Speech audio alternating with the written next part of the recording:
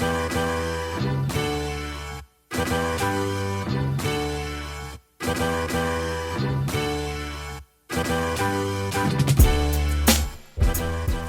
everyone, and welcome to Dallas Hoops Fancast. I'm your host Sydney, and I'm here with my co-host Martin. Hey guys.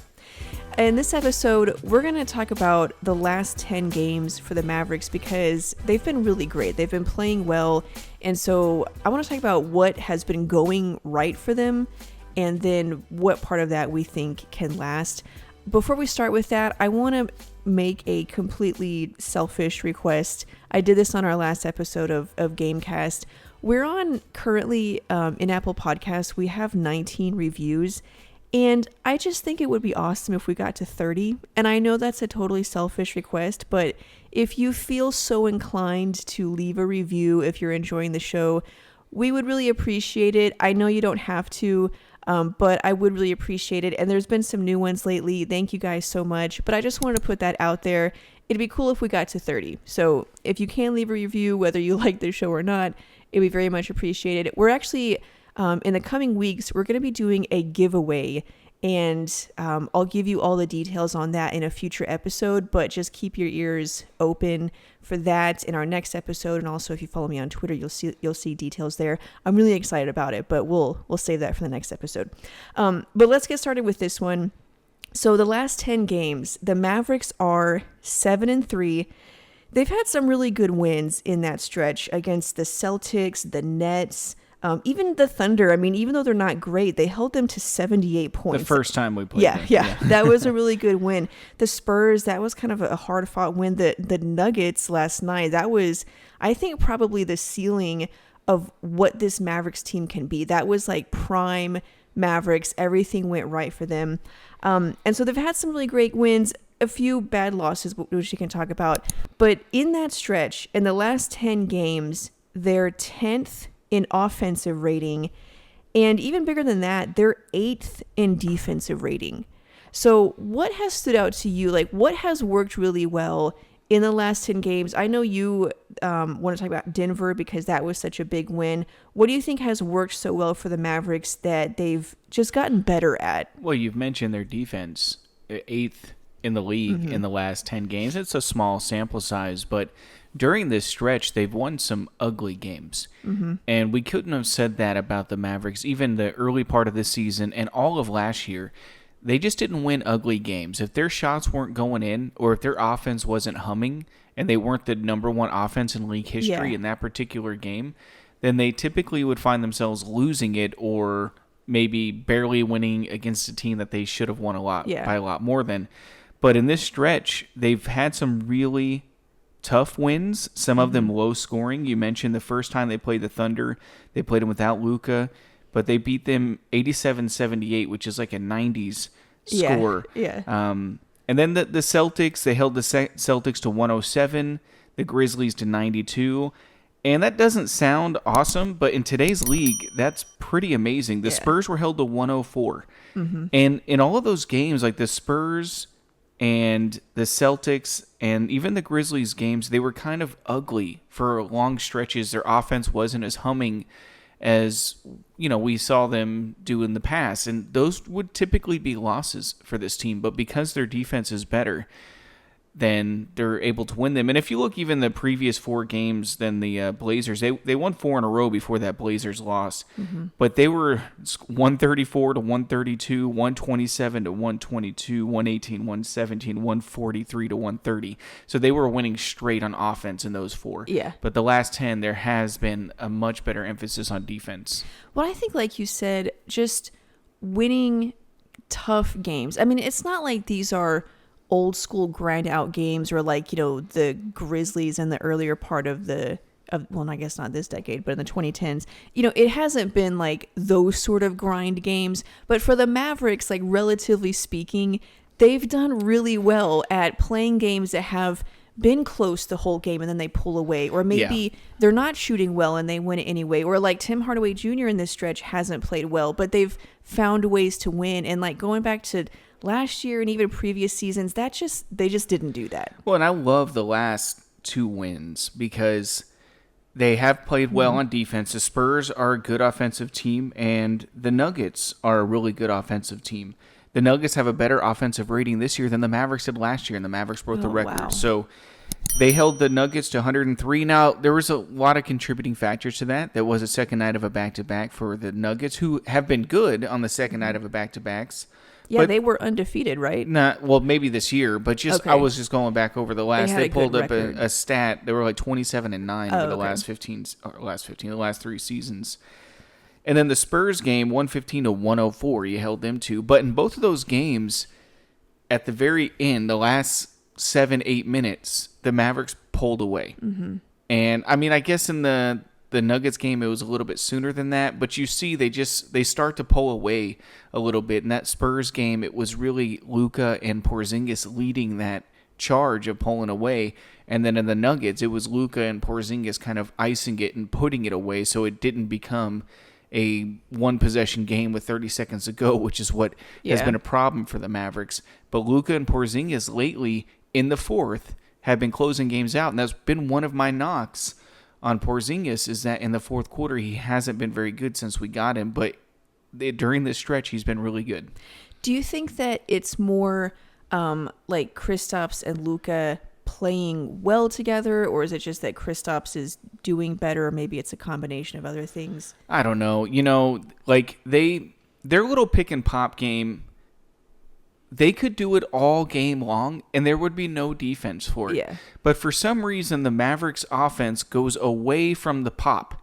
Like, it's always drive it, use Porzingis as a decoy. A spacer. Yeah, and it's like, it made me think of Nash and Dirk when they would do pick and pop. Nash would pass it to Dirk every time. It wasn't a question. Like, they left Dirk, so you give it to him, and he shoots it. And there was no, but wait. The lane might be open. It's like, no, if Dirk was open, Nash got on the ball. It's like Luka and Porzingis, they could do that all game, every game. And if you allow Porzingis to get confidence and in a rhythm to where he feels like that shot's going in every time, then that can just be such a dangerous weapon that they would have, but they just don't develop it. Yeah, so I talked about that because I had an epiphany during one of the games recently. And so the post game, I talked about how that frustration we have, how they never pass it to KP on the perimeter. And I realized it's because in their system, they prioritize a layup, because that's really the NBA nowadays, is that first you want to try to get free throws, and then a layup is the second most efficient shot, and then a three-pointer is the third most efficient shot. So the Mavericks are trained, like the thing that they want to get first is a layup if they can. And so they view Kristaps as a spacer, as somebody that opens up the lane for them, and so they look for that layup first. So like, to me, I realized like it's not personal, or it's not like they're not looking for him, or like why are they not passing to him? It's because they want the layup first, which I mean there's nothing wrong with that. I think it makes sense. Yeah, I mean, yes, I understand having a game plan, but my problem, and I love, okay, I won't say I love. I think Carlisle's a good coach. I don't want anybody else, because there's no one else out there available that is better than Carlisle. But Carlisle has a death grip on running the team. He is that kind of coach. It's almost like he feels like he needs to be out there playing. Like he didn't get to do that enough when he was a player. In the paint, directing the plays. Yes. So he has such a death grip that he has to, it's got to run the way he's designed it. And to me, it takes away a lot of instinctiveness from players, because now whenever and you see a lot with Porzingis and why he struggled so much in the Mavericks system, because he can't play instinctively. He has to play, okay, where am I supposed to be now? Yeah. And Luka, I think, instinctively would like to make that pass over to Porzingis, but here's Carlisle in his head. Use Porzingis as a decoy, and you get a layup. And, as a 22-year-old, you get a free layup. Of course, he's going to do that every time. Yeah. But to me, I would want Luka to you need Porzingis. He's going to need Porzingis if they're ever going to go anywhere. So you're better off getting Porzingis confident and happy, especially early in the game. Yeah. So you can use him throughout the game. And I just think it takes away their instinctiveness, where the instinctive play would be to give it over to Porzingis wide open for a jump shot. but instead they play within that system, which is layup or whatever. And sometimes it's not open. I think so that's a good way of explaining both sides of it, is that if you just think about it in basketball terms, like a layup makes more sense than even a 3-pointer because it's an easier shot. It's an extremely efficient shot. So it makes more sense. However, the other side of it is that Kristaps is your second best player. You need to get him going because you're going to need him. Well, and look, again, Carlisle is a good coach, but remember in 2011, I know that was 30,000 years ago now, but in 2011, what are you talking about? That was in 2011, Dirk, Jet, and Kidd had to approach Carlisle early in that season and say, "Hey, look, get out of the offense. Yeah, let us go out there and play." And you had Jason Kidd. Why are you out there controlling plays? Yeah, let Kidd run the game. Yeah, like Kidd's such a great game manager and instinctive player. And when they did that, that's when they really took off. And you saw that in the playoffs. Now, yes, Carlisle can from time to time, but he allowed the players to play. He just since then hasn't done that. And even before that season, he didn't do that. He's always had a death grip on what the team is doing on the court.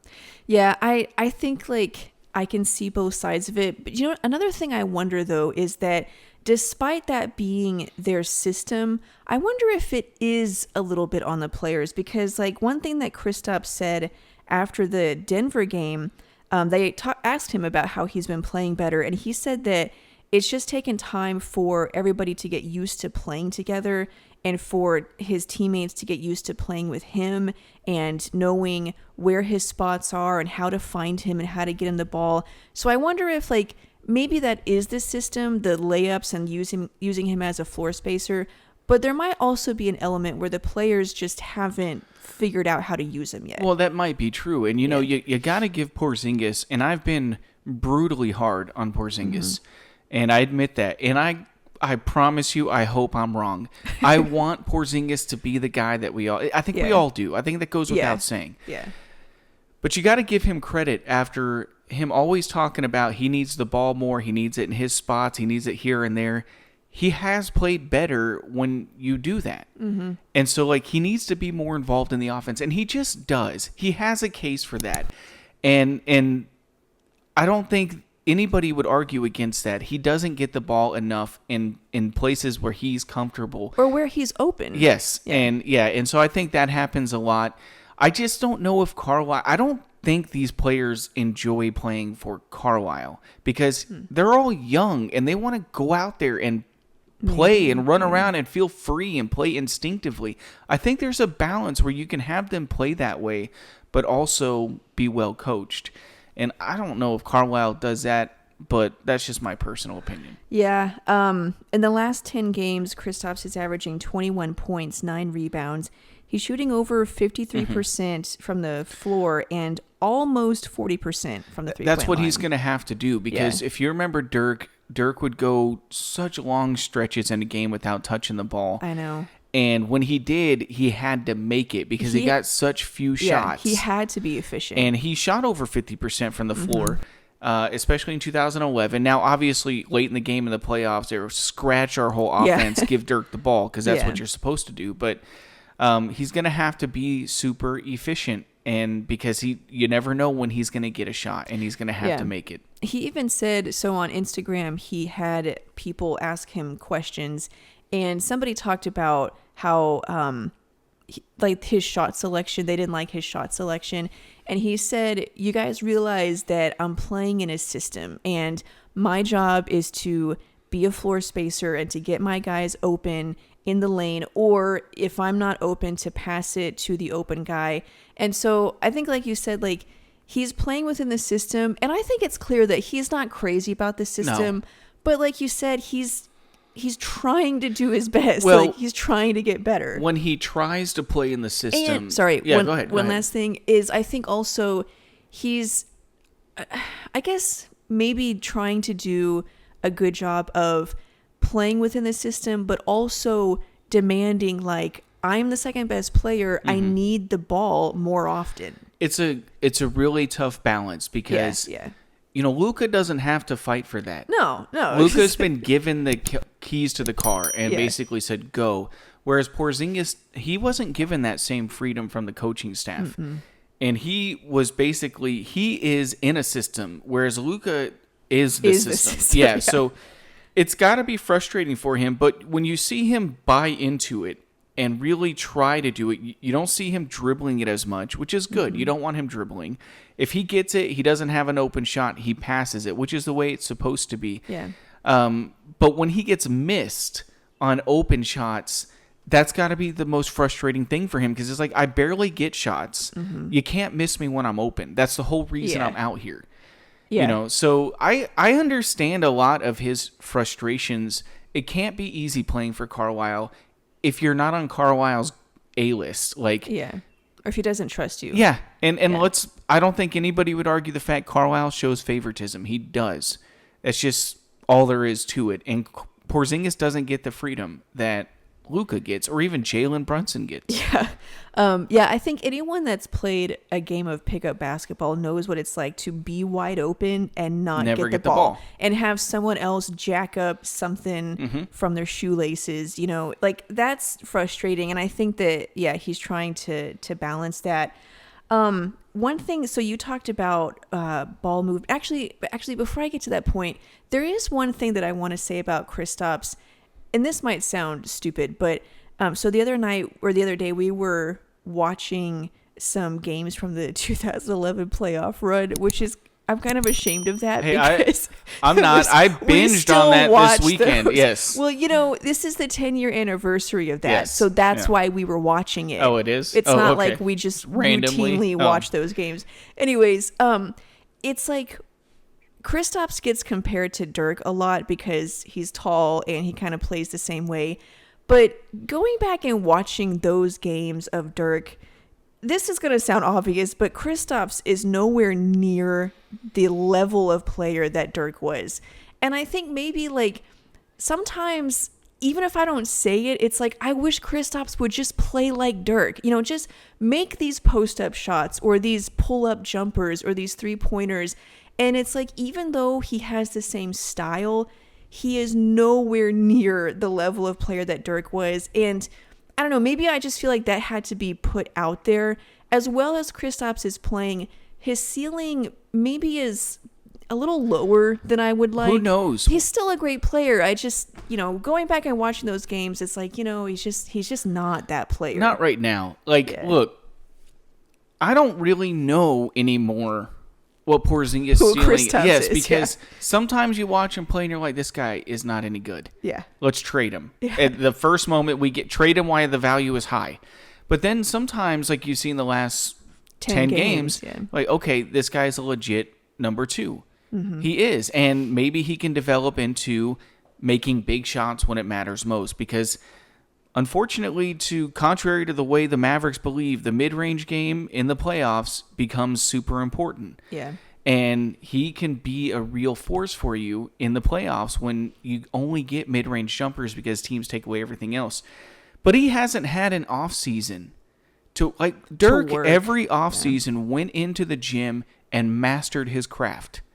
That's all he did. He lived in the gym.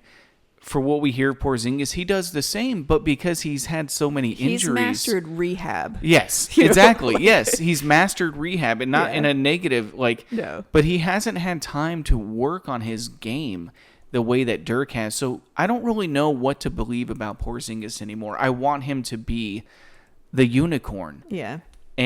But sometimes you watch him and you're just like, God, what are you doing out there? Yeah, well, and injuries too. It's like last year he had an okay season, definitely better towards the second half, and then he got to the bubble and he was amazing. And then he had the injury. So then it was the same thing this year. He started off poorly and now he's getting back to himself, I guess, if this is who he is. But is he going to be able to stay healthy and just continue the positive trend, whereas it's kind of just been like this roller coaster of injuries? I would like for him to finish this season healthy, have a whole off season to work on his game, shoot 1,000 jumpers a day, whatever they do, and then start next season. Drink some Powerade. Yes, start next year where he left off.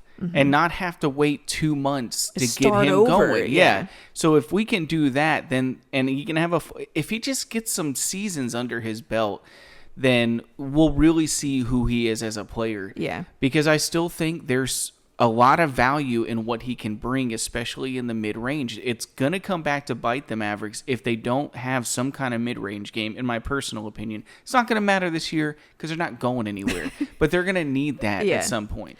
Yeah. I think just because we as Mavs fans saw Dirk for so long and Kristaps is so similar, we kind of instinctively put him in that same mold, and he is just, it's just not. It's not fair. Yeah, it's not fair. How many players in NBA history are an MVP, a Finals MVP, 30,000 points? Yeah, none. The only players that have 30,000 points are probably the only ones on that category because it's such a rare category. There's 8 of them. Yeah. There's only 8 players in NBA history. So if Porzingis wasn't a Euro, then nobody would be comparing him to Dirk. Yeah, probably, yeah. So I know it sounds so stupidly obvious, and I don't really know what it means to put it out there into the universe, but I feel like that, like, maybe expectations on both sides for people that say, like, you guys need to give Kristaps a chance and stop hating on him,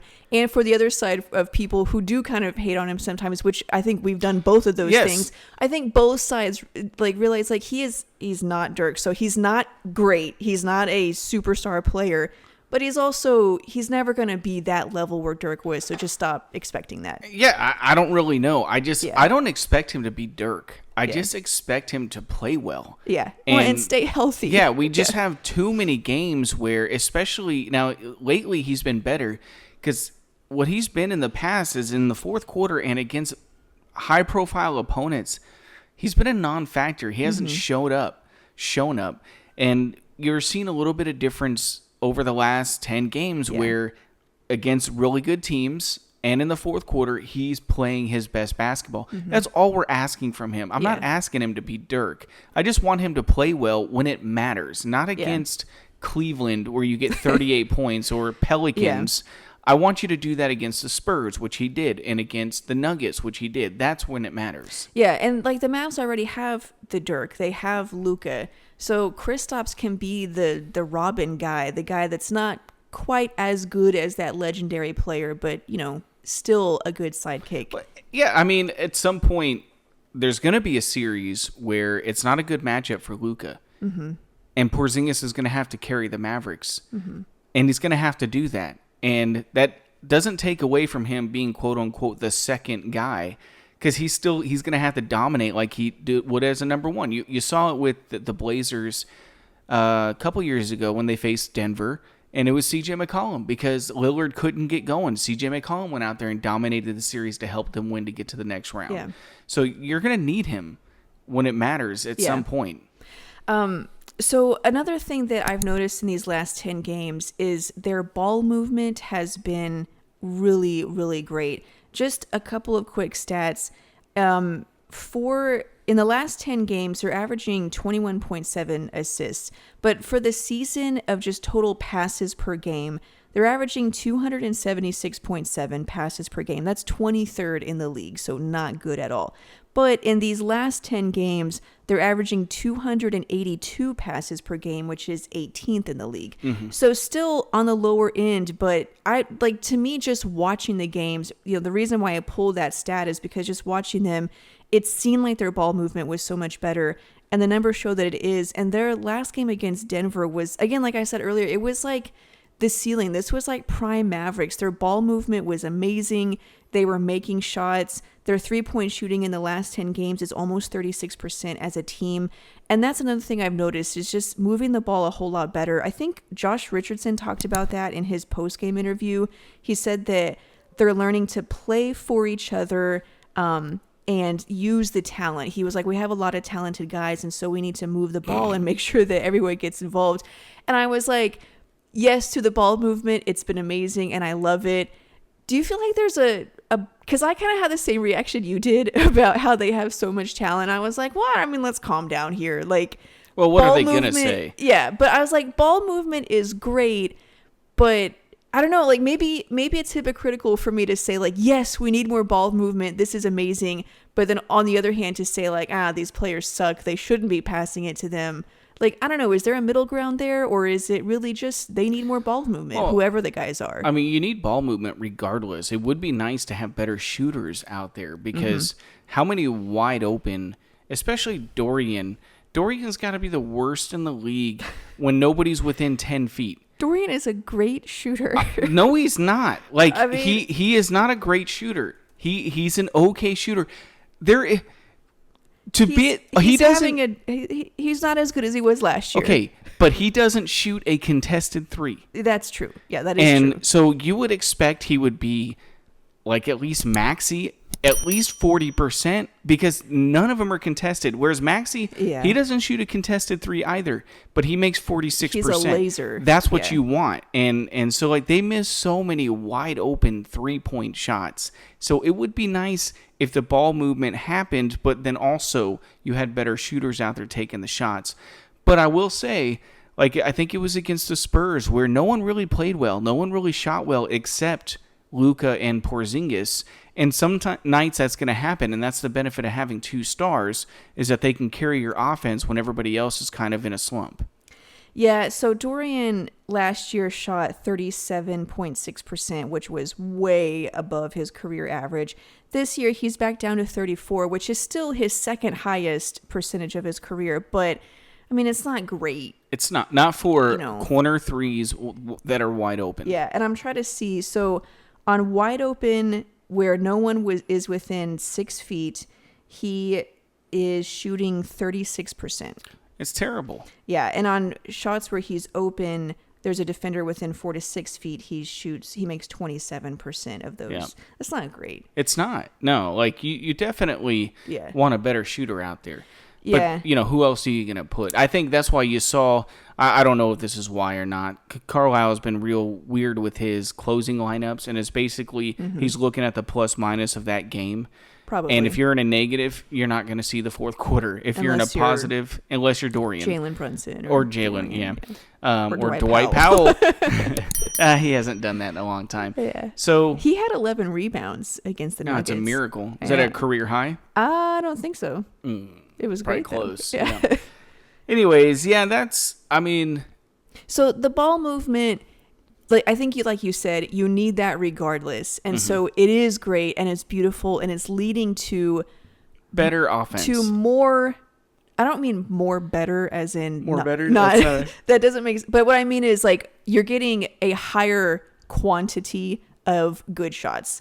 And so maybe these guys are not the knockdown shooters that you would need on like a championship team, but you're giving them more of those open shots, so they're gonna make more of those, and so it's leading to this better offense. They're doing the best with what they can, basically. You're not asking Luka to carry the offense every single night. Exactly. He's had 2 games in a row now that he played. He wasn't the leading scorer. It was Porzingis, and honestly, I'm not that mad about that. Like I wouldn't mind where Luka wasn't the leading scorer every single night. I think he's going to be the leading scorer on the team just because he's so good. But there's got to be nights where Klay Thompson leads the team in scoring instead of Steph. And in this case, Porzingis, it'd be nice if he can carry the offense for a couple weeks if he's hot, you know, just feeding him. Yeah. Another player who's been, good in this stretch. I was going to say very good, but Josh Richardson is averaging 15 points, 3.5 rebounds, 3 assists, and he's shooting at 34.5% on 3-pointers. So, 15 points, relatively speaking, that's not great, but he was averaging, I think less than 13 for the season. So, he's been solid in this stretch. And his shot is better. It's not great, but it's better. And if you can be around 35%, that's all you can really ask for. Yeah. Earlier, what he was doing was just terrible, but you still need him defensively. That's why I think he's out there. You don't want to rely on Richardson offensively because there's going to be games where he gets nothing for you because he's just not that kind of player. And really, when he gets you those points, it's a bonus more than anything. It's not part of your offense. Well, and that's one reason why they need to use Kristaps more the way that they have lately, because otherwise, Kristaps isn't really your second best player. It's like maybe Josh Richardson or Jalen Brunson, and that's just not good enough. Well, it doesn't make any sense either. Yeah, so right now they're using Kristaps like he actually is their second best player, and he is their second best player. So now Josh Richardson getting 15, you're like, whoa, that's amazing. And they win all these games, whereas before is like crap. That's another knock I have on Carlisle is he doesn't adapt to his personnel. You know, like we talked about that all the time. Like he's got Porzingis, and instead of adapting to what Porzingis is good at, he's going to force Brunson and Richardson and Dorian to handle the ball and jack us and just have Porzingis standing there in the corner. And it's like, why don't you just adapt it a little bit? You know, with Rondo, he didn't adapt. Of course, he didn't want that to work. So he was going to personally sabotage it. As soon as they trade Rondo, they go into next year, we got to slow it down. I was like, why didn't you slow it down with Rondo? Because that's his game. Yeah, Carlisle, I think we've talked about this before. He has a system, and that is what he does. Like, that is the system. And these players, like, you better fit it or not, but, like, this is how I'm going to use you. That's why we need Kid to come in and be like, dude, stop. Let me do this. One player that hasn't played well, Tim Hardaway Jr., he's only averaging 14.5 points and shooting about 31% on three-pointers. I don't expect that to last. Well, his three-point shot hasn't been dropping, but he's still been a factor because he's driving it a lot more. He's hitting his mid-range jumper. He's had like 10 dunks in these last 10 games. The most he's had the entire time he's been with the Mavs. So I really like the fact that he's still finding ways to be effective. He's getting charge calls. Like, he's actually being a contributor, even though his three-point shot isn't falling, which is really something. It's a great thing. Like, honestly, if the Mavericks can get that from Hardaway, and then when his three is falling, awesome, because then he can go off and get you 35. Yeah, okay, so we've talked about several things during this stretch of 10 games. We talked about Kristaps coming around and the way that they're starting to use him. We talked about the defense, their ball movement, Josh Richardson doing much better as a scorer, and then Tim Hardaway Jr. doing all these other things, even though his shot isn't falling. To me, this is like the Mavericks everything is clicking on all cylinders, and this is prime Mavericks for what this current team can do. My question is this just it for the rest of the season? Do you think all of this can last, or do you see some things that are kind of like an anomaly and maybe won't last? I mean, it all depends, in my opinion, on Porzingis. Is this the Porzingis we can get for the rest of the year? If we can get a reliable Porzingis for the rest of the year, then this would be a really good team.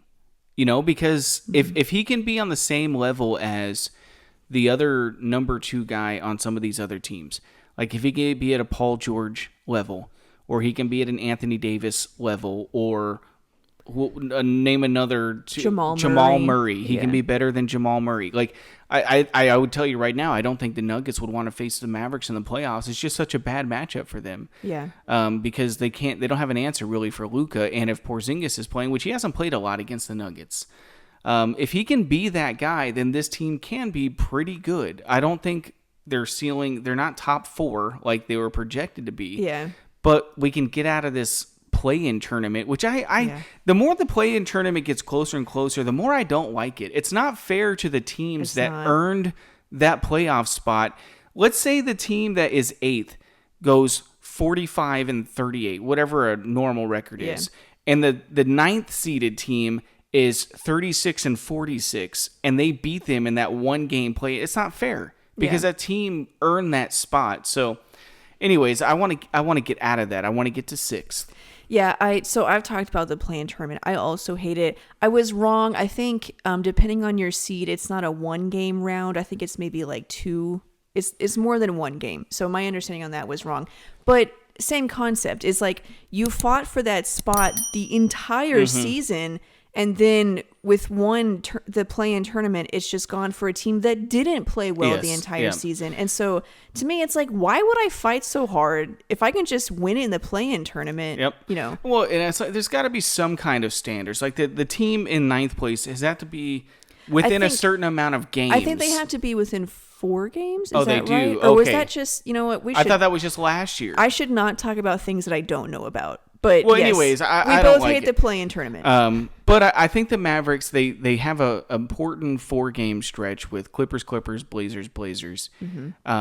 And then their schedule, especially late in the year, is the easiest in the league. If they can get through these 4 games, even at 500, they should be able to climb the standings over the remaining couple months of the season. Yeah, the only problem with the rest of the schedule is that there's 9 remaining back-to-backs, so automatically that's like 9 losses. Well, let's hope they value winning. Yeah, I mean, let's hope they back. value winning because do you want to be the 8th seed or the 6th seed? I mean, I feel like you would want to be the 6th seed. I'm sorry you have to sacrifice it's an easier first 2 round games matchup. for Luka to play. It's so I don't get my blood boiling on that situation. Okay, so then if we're thinking longer term, evaluating the team during this stretch, have you seen anything from the players that make you think that this particular guy should be part of the Mavericks' long-term future? I mean, obviously Luka and Kristaps. I mean, I really do think Richardson would be a part of the long-term future, but his role would be diminished. Like,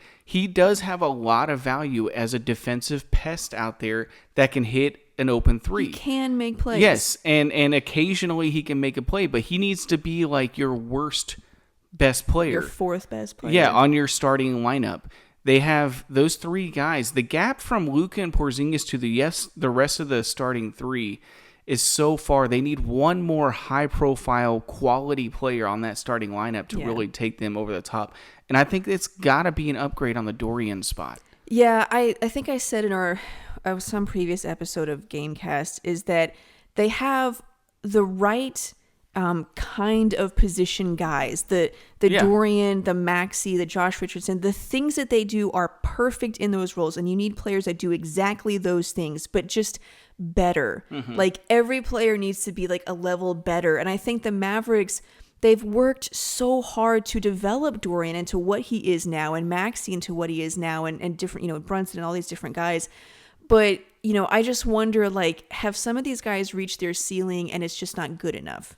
That maybe they need a diminished role. Well, actually, no, I know that they need it. That is definitely true. Absolutely, 100%. I'm just going to own it. These guys need diminished roles. Yes, yeah. and look, you can only have so many of those players on your starting lineup. Yeah. Usually you can get by with 2 of them. And in this case, to me, that would be Maxey because of his defense and his 3-point shooting. And his versatility. Yes, and Richardson because of his defense. Yeah. Really, that's it, just his defense. If he makes his shots, great, but I don't want him out there to make shots. I want him out there to guard the other team's point guard.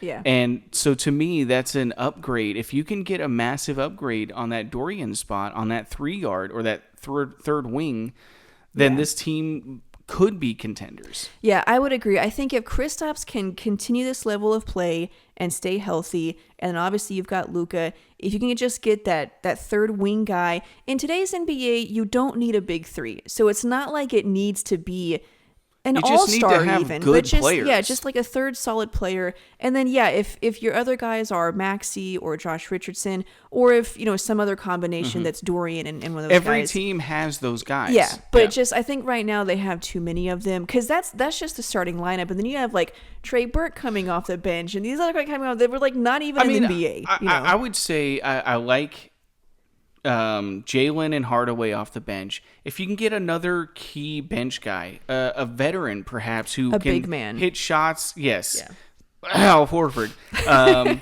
to back up Porzingis and then can also play well. Now Horford, it's too late for that whole thing because he's got too many years on his contract. He's too old.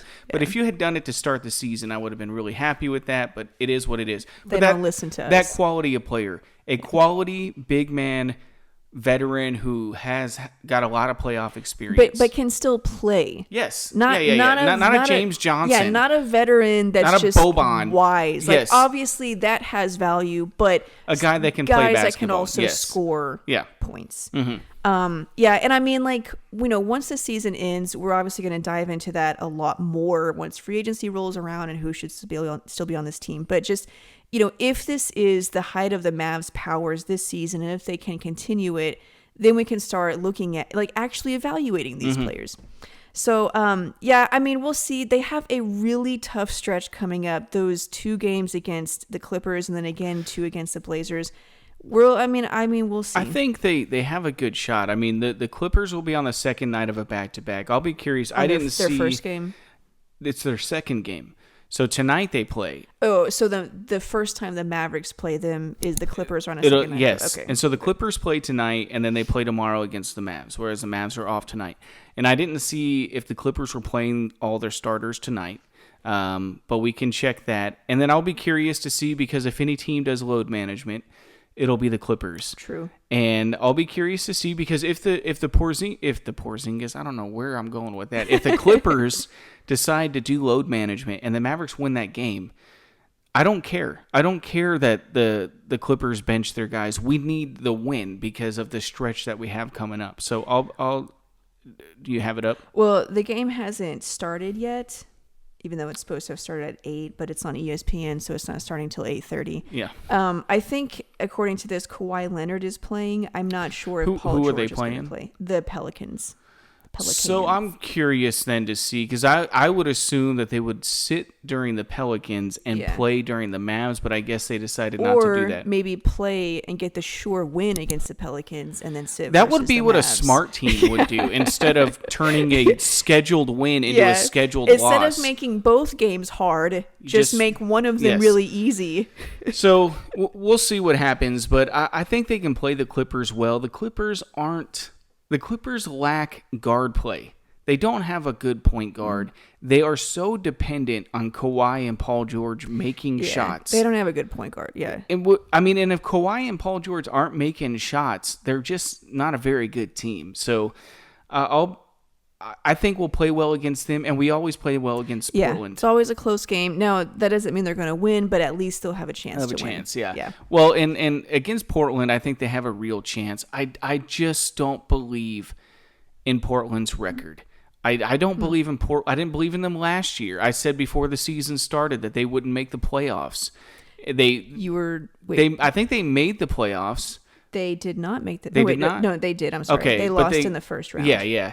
But they were like the third seed the year before, and I was like, that's just not going to happen again. I just don't think they're that good. They're 22-15, so if the Mavericks win, let's say they happen to win both of those games, the Mavericks would move up to like 6th. So if they can find a way to win these games, by some miracle they go 4-0, which is not going to happen. It's just not realistic. But by some miracle, then I think they would jump up in the standings. All we want to do is get out of that 7th spot. Move up one game. Honestly, you could look at it as a crucial stretch because you're playing tough opponents and it'll reveal a lot about you. And if you can win those games, that'll build confidence. Or you could look at it as the rest of the schedule is pretty easy. So let's just, if we win or lose these games, let's just get through it and then win all these easy games. And if you lose, it's okay to lose. These are good teams. It's how you lose. Did you lose because you played like a bunch of doofuses? Or did you lose Kristaps went back to, Or did you lose because they just happened to make more shots at the end? You were executing, they just didn't drop. That's the kind of losses that you want, not the ones where you make boneheaded plays and just give the game away. Okay, great episode. I enjoyed that. Very nice discussion. Thank you, Martin, for joining me this evening. Okay. Thank you, everyone, for listening. We really appreciate it. Oh, it's over. I think so, yeah. Oh, okay. I didn't have anything else to talk about. I was going to bring up the topic of trade predictions, but I think we all know what's going to happen. Nothing. So, now, I mean, they might make a deal, but I don't think so. Yeah, they're really big on the cap space. Anyway, thanks guys for listening. We really appreciate it. Remember, we post all these episodes on our YouTube channel, so if you want to go there and leave your comment on anything we talked about, you can do that. The channel is Dallas Hoops Cast, or you can tweet me on Twitter. I am @_Sydney Myers. And remember, you probably want to follow me because I'm going to announce that giveaway pretty soon. So just make sure that you don't miss it by following me and then listen to our next episode here. Thanks, guys, for listening, and we will see you guys in the next episode. Adios. What I don't understand is... Or not. Since Embiid is out, why don't they start Dwight Howard? Who is this Bradley guy? Tony Bradley. I'm sorry, if I'm Dwight Howard, I'm upset. A guy averaging 4 points and 4 rebounds is getting the start over you while Embiid is out. I mean, he's young. Yes, but come on, Dwight Howard, have some respect for the man, for crying out loud. He is still a dominant force on the defensive side. I didn't realize they were doing that. Yeah, I just noticed it just now, and I'm like, what in the world are they doing? Well, maybe nothing. Like they're overthinking it. Yes, just put Dwight Howard in there. Carlisle. Yes, yeah. Let's make it more complicated than Carlisle. it is. Yes, let's not play basketball. Let's play Carlisle ball. Thanks for listening, and we'll see you in the next episode. Bye.